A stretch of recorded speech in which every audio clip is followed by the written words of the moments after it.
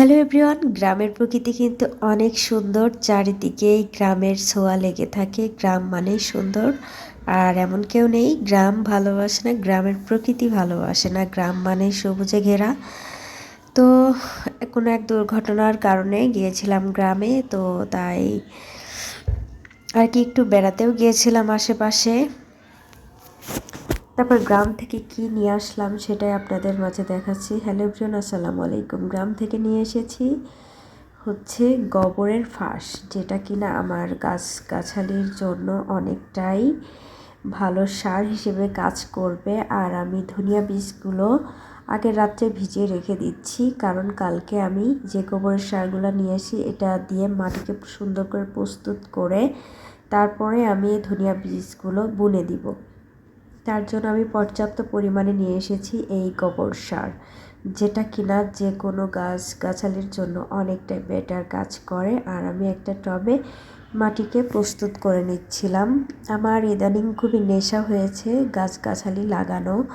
আর এই যে একটা টবের মধ্যে নিচে ছিল মাটি, অনেক পর্যাপ্ত পরিমাণে মাটি ছিল, তারপরে দিয়েছি গোবর সার এবং আপনার যে কোনো আমের ছোলা, তারপরে আলুর ছোকলা, পেঁয়াজের খোসা, এগুলা কিন্তু গাছগাছালির জন্য অনেক ভালো সার হিসেবে কাজ করে। আর আমি এই যে লাল গামলাতে বুনে দিচ্ছি সবুজ শাকের বীজ। এর আগে বুনে দিয়েছিলাম, পুরা গামলা ভর্তি হয়ে গিয়েছিল। বাট আমি আবার মুরগি চাষও করি, ঠিক আছে। মুরগিগুলা আমার বড় ধরনের ক্ষতি করে ফেলছে। আমি আমার বাবার বাড়িতে গিয়েছিলাম, এসে দেখি গাছগুলা মানে পুরাটা সব খেয়ে ফেলেছে ছাড়া পেয়ে। তো যাই হোক, আমি শাকের বীজগুলা বোনার পরে তারপরে মাটির একটা লেয়ার দিয়ে দিয়েছিলাম।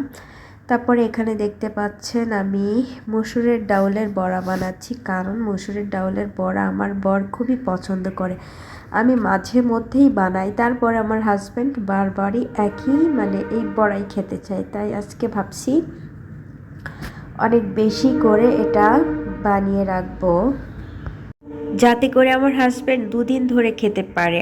আর কিছু একটু দেরিতে বলে যে আবারও বড়া বানাও, কারণ আবার বড়া বানাতে একটু ঝামেলা লাগে, বাট খেতে কিন্তু ভালোই মজা লাগে একটু ঝামেলা হলেও। তাই আর কি আমি আজকে একটু বেশি পরিমাণে বানিয়ে নিলাম, যাতে দুদিন ধরে খাওয়া যায়। তো মসুরের ডাউল দিয়ে বড়াটা তৈরি করতেছি। তো যাই হোক, আমার ইউটিউব চ্যানেলের এইটি ফার্স্ট ভিডিও। আপনাদের কাছে কেমন লাগবে জানি না। আমার ভিডিও বানানোর অভিজ্ঞতা আছে অনেক আগে থেকেই, বাট কিছুদিন গ্যাপ, অনেক দিন ভিডিও বানাই না। তো অনেক দিন পরে আমি একটা লং ভিডিওতে ভয়েস দিচ্ছি ভিডিওটা মেক করার পরে। তো আমার মসুরের ডাউলের বড়া কিন্তু প্রায় ভাজা শেষের দিনে অনেকটাই মচমচে হয়ে গিয়েছে, দেখতে পাচ্ছেন। আর আমার ফ্যামিলিতে এই বড়া সবাই পছন্দ করে, আমার মেয়েও পছন্দ করে যদি ঝাল একটু কম হয়। আর আমি শাক বোনার জন্য কিভাবে মাটিকে প্রস্তুত করছি সেটা আপনাদের মাঝে আমি এখন শেয়ার করব। আমার একটা বড় লাল গামলা ছিল যেটা আমি ইউজ করতাম, বাট অল্প একটু ফেটে গিয়েছিল।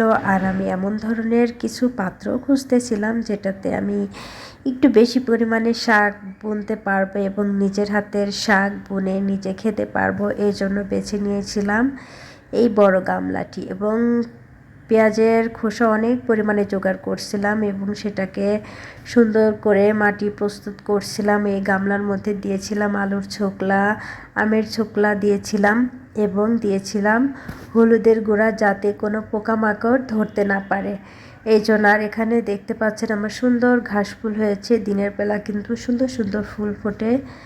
সবুজ প্রকৃতি আসলে সবাই পছন্দ করে। আর এখানে দেখতে পাচ্ছেন আমার সবুজ শাক, এখানে অনেক শাক হয়েছিল পুরাটাই ভর্তি, বাট বৃষ্টিতে অনেক শাক নষ্ট হয়ে গেছে।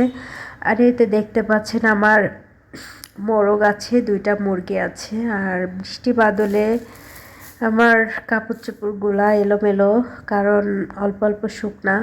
আর আমরা গিয়েছিলাম সাফারি পার্কে। এই সাফারি পার্কের ভিডিওটিও আপনাদের মাঝে খুবই দ্রুত শেয়ার করব, অবশ্যই সাথে থাকবেন, পাশে থাকবেন। আমরা সাফারি পার্কে যাচ্ছিলাম, তো ভাবলাম যে সুন্দর প্রকৃতি ছিল, ভাবলাম একটু ভিডিও করে নেই, খুবই ভালো লাগতেছিল। প্রকৃতি দেখতে দেখতে আমরা সাফারি পার্কে যাচ্ছিলাম, তো আমরা সবাই অনেক মজা করেছি। তো সাফারি পার্কের ভিডিও খুবই দ্রুতই আপনাদের মাঝে শেয়ার করব। ভালো থাকবেন সবাই, আল্লাহ হাফিজ।